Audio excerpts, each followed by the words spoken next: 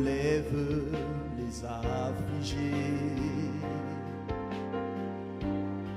cicatrise les blessures, douleur du passé, viens pour guérir.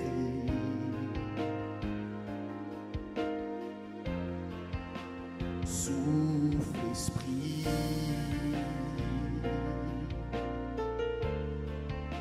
apportons la vie, recolle les morceaux, chantons les bruits de ton action, relève de la vallée, mets sur pied les océans, qu'avec ton pouvoir viens restaurer de la multitude des affligés. Fais Seigneur un peuple fort, marchons sur la terre, quand le vent soufflera, quand le vent soufflera, tout va bouger, tout se rétablira, quand le vent soufflera, quand le vent soufflera, tout va bouger, tout se rétablira, quand le vent soufflera. Relève de la vallée, mets sous pied les océans, qu'avec ton pouvoir viens restaurer la multitude des affligés. Fais Seigneur un peuple fort, marchons sur la terre, quand le vent soufflera, quand le vent soufflera, tout va bouger, tout se rétablira, quand le vent soufflera, quand le vent soufflera, tout va bouger, tout se rétablira, quand le vent soufflera. De la multitude des affligés, fais Seigneur un peuple fort, marchons sur la terre, quand le vent soufflera, quand le vent soufflera, tout va bouger, tout se rétablira, quand le vent soufflera, quand le vent soufflera, tout va bouger, tout se rétablira, quand le vent soufflera.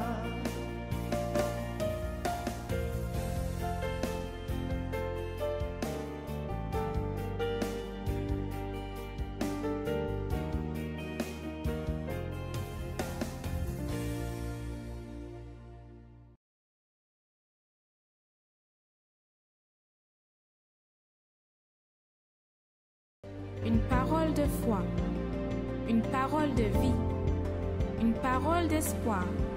Vous assistez à l'émission Parole de vie. Que la bénédiction de Dieu soit avec vous et aussi avec tous vos proches, vos amis, soit dans votre travail, dans votre santé.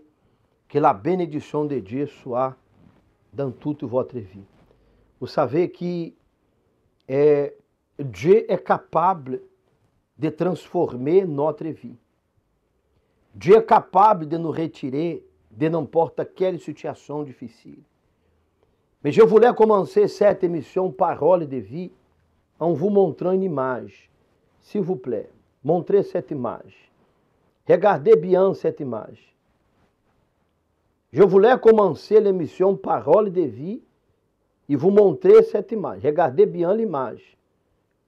Vous pouvez imaginer que Ézéchiel a été conduit par la main de Dieu à un endroit comme celui-ci, qu'il y avait seulement des restes des soldats qui avaient succombé dans la bataille.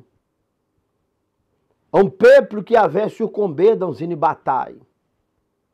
Et Dieu a transporté Ézéchiel dans un endroit exactement comme celui-là. Nous pouvons imaginer. Un endroit qui n'avait pas de vie, un endroit qui n'avait rien de tout. Mais il a commencé à prophétiser. Peut-être votre vie, mon ami, excusez-moi de vous dire, d'être direct avec vous, peut-être votre vie est exactement comme cette image.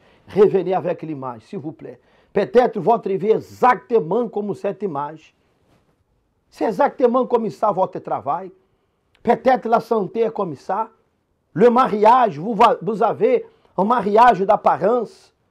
Lorsque la famille est auprès de vous, c'est chéri par-ci, chéri par-là. Lorsque la famille n'est plus là, les amis ne sont plus là, vous ne vous parlez même plus. Peut-être votre vie est exactement comme ça. Il n'y a pas de vie. Mais Dieu, en réalité, il veut transformer votre situation. Dieu, il veut que vous qui m'accompagnez dans cette émission, vous aussi, vous puissiez prophétiser. Prophétiser. Et dimanche 10, nous aurons à l'Église universelle du royaume de Dieu le dimanche de la prophétie. Le dimanche que je sais que Dieu fera de cette vallée doucement desséchée, Dieu fera un paradis dans votre vie. Dieu ne travaille pas avec la magie, Dieu travaille avec la persévérance, prophétie. Parce qu'au moment qu'Ézéchiel parlait, Dieu agissait. Au moment qu'il parlait, Dieu se manifestait. Et c'est de cette façon qu'il désire réaliser dans votre vie. Peu importe la situation que vous vivez. Je ne suis pas ici en train d'inviter ceux qui ont une religion ou ceux qui n'ont pas une religion.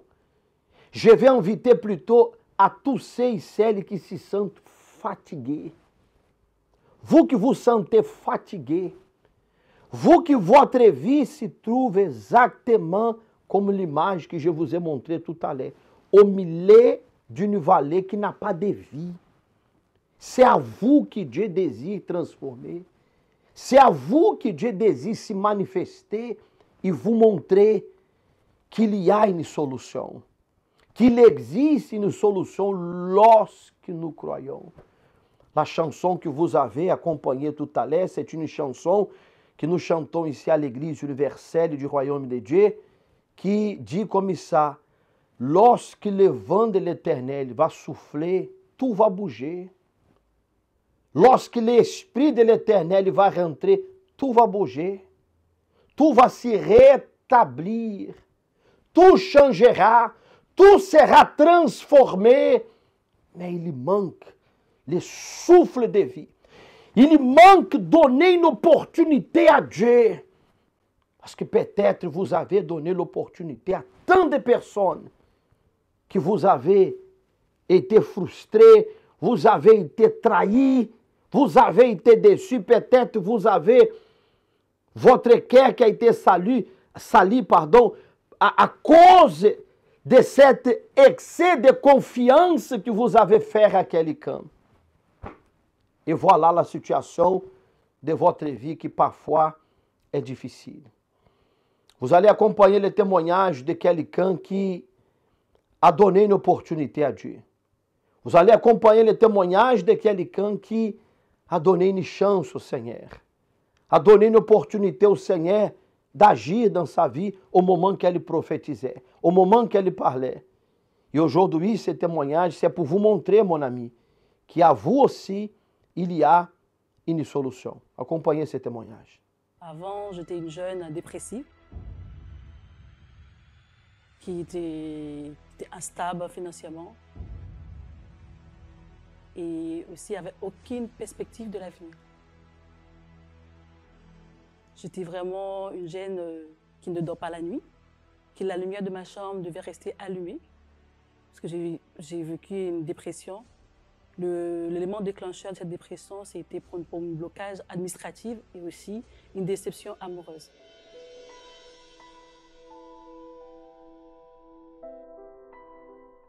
Je connaissais elle à travers d'une amie qui avait un événement et elle m'avait invitée. Effectivement, quand je suis arrivée, la parole, l'accueil m'avait beaucoup attiré l'attention. Mais à l'époque, je n'avais pas de nécessité à venir, à rester. 2 ans plus tard, c'est ce moment-là que j'ai eu cette dépression, ce problème-là. Et je me rappelais de cette église qu'un jour que j'ai été venir, qui était ouvert tout le jour aussi. Et là, je me suis rapprochée de l'ami pour trouver l'adresse de l'église. Et je suis arrivée. Quand je suis arrivée le jour même, la parole qui sortait de l'hôtel, c'était vraiment ma vie. Parce que je vivais cette dépression, je vivais d'apparence aussi. Parce que de l'extérieur, on ne pense pas que je vécu l'enfer la nuit. Et depuis ce jour-là, je n'ai jamais resté, je n'ai jamais parti. Et à travers les chaînes de prière et aussi le propos, j'ai pu me délivrer de la dépression, spécialement le propos du vendredi. Et je me rappelle du premier campagne d'Israël que j'ai pu faire. J'ai fait tant d'autres jusqu'à maintenant. Mais le premier qui m'a beaucoup marqué, c'est la campagne de Jacob de nouvelle identité. Cette campagne-là, je voulais avoir une nouvelle identité. Je ne voulais plus être la même Charlottine d'apparence. Effectivement, dans cette campagne-là, j'ai eu cette nouvelle identité. Je n'ai pas été baptisée du Saint-Esprit, mais à travers, ça a été enchaîné aussi le jeûne de Daniel. Et à travers, j'ai continué à faire le jeûne de Daniel. J'ai pu recevoir aussi le baptême du Saint-Esprit. Et la lutte continue aussi, et surtout pour ma vie professionnelle. C'était vraiment, comme je vous dis, c'était vraiment une vie administrative très bloquée. Et toujours continuer dans la foi aussi, j'ai pu avoir mon permis de conduire. Dernièrement, il y a une campagne qui m'a beaucoup marquée. Pourquoi ça m'a beaucoup marquée? Parce qu'effectivement, j'avais fait des propos que j'avais déjà un travail, que je me dis bien, mais quelque chose qui me manquait. Parce que ce n'était pas vraiment dans le domaine que je voulais vraiment travailler, que j'avais tout fait à l'école pour travailler. J'étais dans le domaine de la petite enfance, c'est vrai, ça me plaisait, mais il me manquait quelque chose. Et je voulais vraiment changer de travail. Bon, et en étant un salarié de la fonction publique, ça a été compliqué pour pouvoir partir. Et là, je ne savais pas quoi faire. Et la campagne a été annoncée. J'ai vu en cette campagne l'opportunité de monter sur l'autel, de chercher la direction vraiment de Dieu. Parce que de tout quitter, il faut avoir cette direction, être sûr de ce qu'on fait. Le jour que je montais sur l'autel pour commencer ma campagne, j'ai eu cette certitude que je ne suis pas seule dans ce projet. Et je suis partie voir mon service RH pour lui dire je veux démissionner. Effectivement, j'ai pris cette décision. Malgré, on essaye de dire que vous n'avez pas le droit, je paie tous mes droits d'avoir un salaire, le chômage, pour pouvoir faire mon projet. Je savais que Dieu était avec moi, je n'ai pas de doute. J'ai pris cette décision, j'ai pris ma lettre de démission, ils ont accepté. Quelques temps après, je suis postulée pour faire un prépa. Comme je fais un projet de reconversion professionnelle, j'étais dans le domaine de la petite enfance. Et là, je souhaite de travailler dans la comptabilité, qui était vraiment différent, qui n'a rien à voir. Il fallait faire un prépa. Dieu m'a ouvert une porte de trouver un organisme qui me prend pour faire la prépa. Après aussi la prépa, j'étais sur la liste d'attente pour trouver une école pour vraiment faire une formation qualifiante. Et le Covid était là. Le Covid était là sans salaire. Et là, vous dire qu'on confie en Dieu, on n'est pas perdant, on est toujours gagnant. Dieu a permis l'entreprise que j'ai démissionnée à me permettre de me verser mon chômage. Comme je travaille en fonction publique, ça ne dépendait pas de Pôle emploi. C'est à la mairie de me payer. Effectivement, Dieu a permis que j'ai eu mon chômage pendant le Covid. Dieu m'a permis aussi de trouver cette école-là. Je n'ai rien payé. J'ai une formation qui devait me revenir en total plus de 10 000 euros. Mais Dieu a permis, j'ai pu avoir tout sans payer. Après le diplôme, il fallait trouver un travail. Et aussi là, Dieu a encore honoré honorer cette campagne. Pendant 1 an, j'étais en intérimaire dans un grand groupe française. Quand je suis arrivée, j'ai dit ouais, je veux rester. Et cette entreprise a été en plein redressement social. Il y avait un plan social qui était mis, on va dire, il n'y a plus d'embauche. Et moi, comme je savais que ce que ça avait fait sur l'hôtel, ce n'était pas en vain, je continuais à faire mes chaînes de prière. Je continuais pendant 1 an en tant qu'intérimaire dans l'entreprise et à continuer à faire le chaîne de lundi aussi, le congrès financier. Et là, en ce mois, et là, il y a peu de temps, et j'ai pu signer mon CDI. Et là, j'étais la première personne, quand Dieu fait, il ne fait pas les choses au hasard. J'étais la première personne depuis ces plans sociaux qui est embauchée dans cette boîte. Ça veut dire que Dieu, il ne ment jamais. Quand on fait quelque chose avec Dieu, qu'on confie en Dieu, il vous faillit. Ça n'a déjà failli jamais. Et pendant ma période, sur cette période-là, j'avais aussi ma voiture qui m'a lâchée. Et Dieu, même en étant intérimaire, Dieu a permis, j'ai pu avoir ma voiture de rêve que je voulais, en CHL que je voulais. Il m'a vraiment donné la qualité. Avec Dieu, il ne faut pas limiter Dieu, parce que notre Dieu, il est grand, il ne faut pas limiter. Il a toujours le meilleur pour vous. Et au-delà de tout ce que je vous dis, que j'ai pu conquérir la stabilité financière, mais il y en a une chose que Dieu m'a donnée qui n'est incomparable par rapport à ça, c'est sa présence. Si la présence de Dieu, c'est tout. Quand on ne passe pas de lutte, quand on a le Saint-Esprit, même si le moment difficile arrive, mais on a cette force qu'on n'est pas seul. Quand le vent soufflera, tout va bouger, tout se rétablira. Quand le vent Mon Dieu, ces personnes passent ici, mon Dieu, sur ton autel, dans la nouvelle puissante, mon Dieu. Et nous proclamons, nous prophétisons, soyez guéris, soyez libres, que la porte soit ouverte en ce moment. Mon Dieu, que la stérile, Seigneur, puisse enfanter, que l'impossible, oh Dieu, devienne possible dans sa vie en cet instant. Nous prophétisons, soyez bénis en ce moment. Mon Dieu, bénis sa famille, bénis, Seigneur, ses démarches, ses affaires. Bénis, mon Dieu, la vie de ton peuple en ce moment.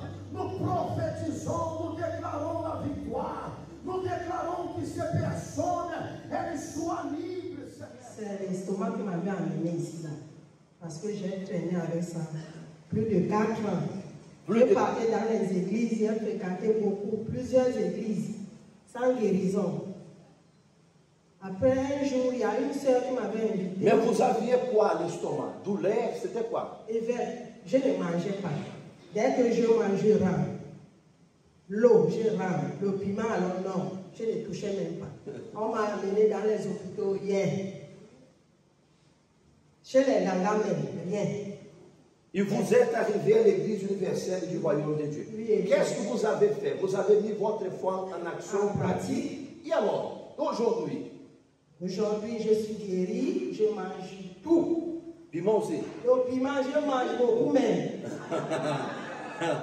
Ça veut dire que la maladie qui n'avait pas de guérison, oui, aujourd'hui vous êtes guérie. C'est ça qui m'a même amené ici à l'église. Amen.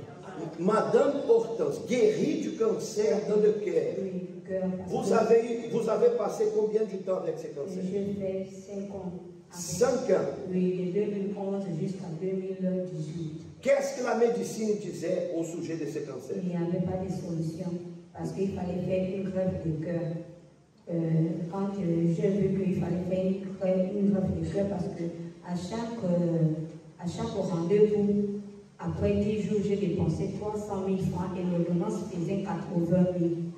Donc, je ne pouvais pas supporter, mais je n'ai pas trouvé des solutions et de ce quoi je n'avais pas eu l'idée de chercher une église parce que j'étais vraiment à bout de force et puis je n'attendais que la mort. Donc, même l'eau, j'ai fait 1 an, l'eau, je ne pouvais pas boire.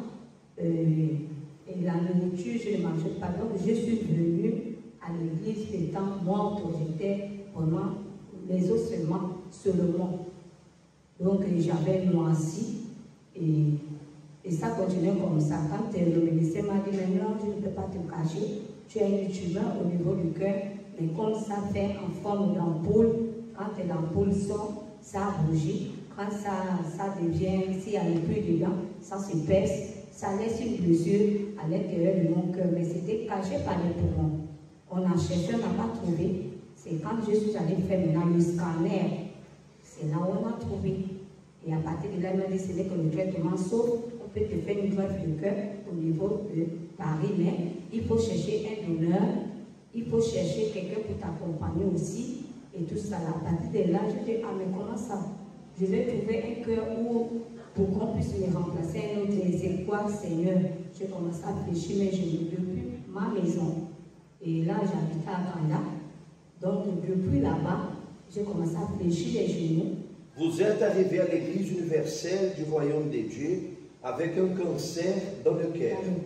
Vous avez agi votre foi. J'ai agi ma foi. Vous êtes guéri aujourd'hui. Je suis guéri. Comment va le cœur aujourd'hui? Non, le cœur, ça va. Ça n'a rien dedans. Vous êtes guéri du cancer du cœur. Jésus vous a touché. Amen. 22 ans de tension artérielle. Avec complications cardiaques. Donc à certains moments, le cœur pouvait s'arrêter 15 secondes, et puis ça reprenait.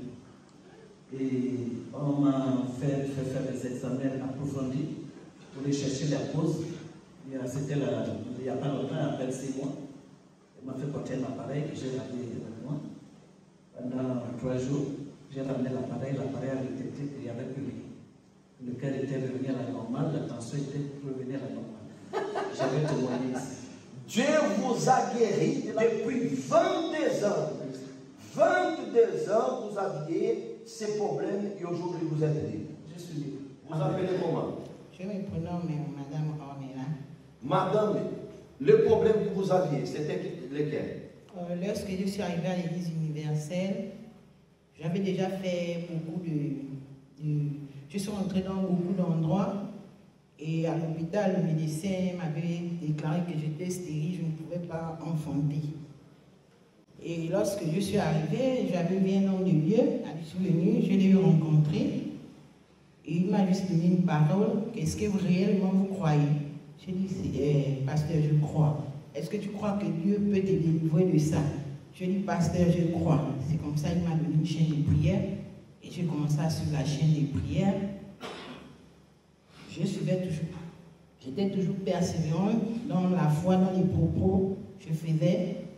Et un jour comme ça, j'avais déjà fait peut-être une affaire de 2 mois. 1 mois, je ne voyais pas mes règles. Je me dis, ça c'est quelle histoire? Je suis quand même allée voir un médecin.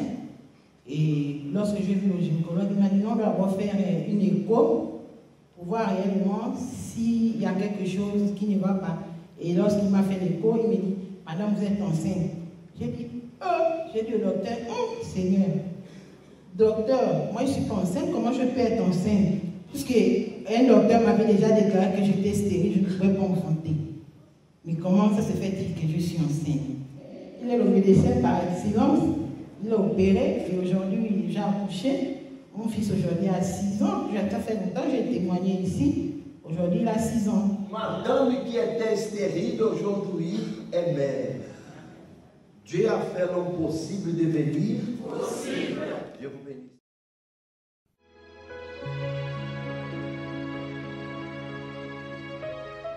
La prière est le lien qui nous unit à Dieu.